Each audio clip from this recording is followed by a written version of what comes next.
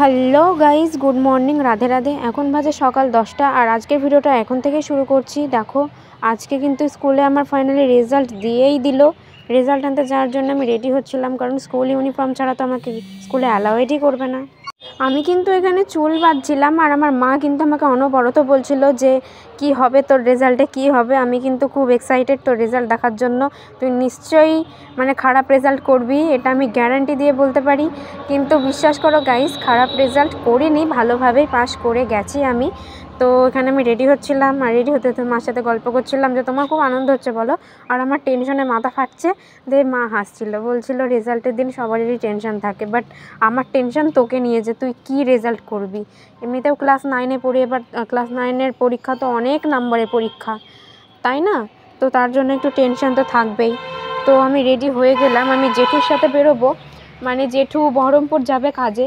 তো আমি বললাম যে টোটো পেতে তো অনেক লেট হয়, তাহলে আমি জেঠুর সাথে একেবারে স্কুলের সামনে নেমে পড়বো, জেঠু ওই স্কুল সোজা চলে যাবে আমার সাথে।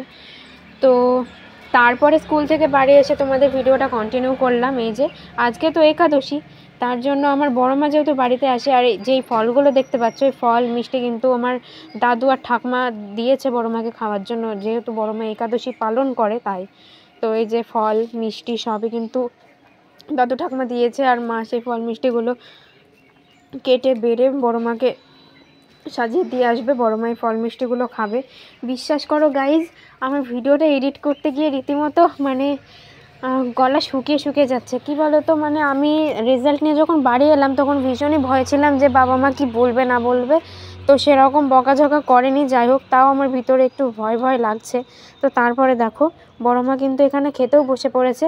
আজকের ভিডিওটা একটু শর্ট হলে কি মানিয়ে নিও গাইজ, কারণ বুঝতেই পারছো রেজাল্টের বিষয়, বাড়িতে একটু বকাঝকার ব্যাপারটাও আছে। তো বাবা এখানে খেতে বসে পড়েছে আর আমি স্কুল থেকে বাড়ি এসে স্নান করে তারপর পুজো করেছি, কারণ স্কুল থেকে বাড়ি আসতে আসতে অনেক লেট হয়ে গেছে। আর যদি আমি পুজো দিয়ে স্কুলে যেতাম তাহলে টাইম ওভার হয়ে যেত, তার জন্য আমি স্কুল থেকে এসে তারপরে স্নান করে পুজোটা করলাম।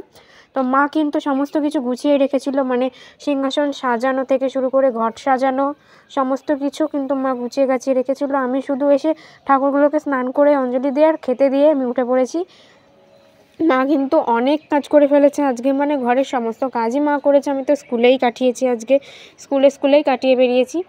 তো এই যে ঠাকুরকে কি খেতে দিয়েছি দেখো, কমলা লেবু, আপেল, আঙুর আর মিষ্টি, এগুলো কিন্তু ঠাকুরকে খেতে দিয়েছি। আর এখানে দেখো আমার বড় মা বসে আছে।